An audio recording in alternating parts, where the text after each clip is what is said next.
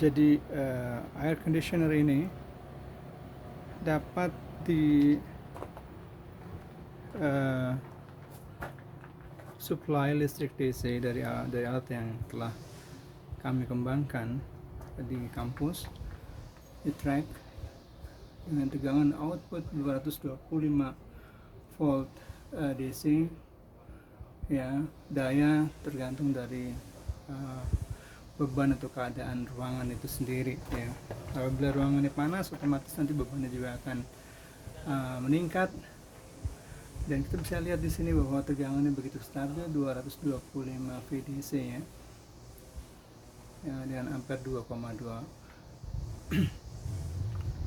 Ya, ini alat pertama sudah berjalan sukses, yang kedua juga sudah berjalan sukses, dan sekarang yang ketiga.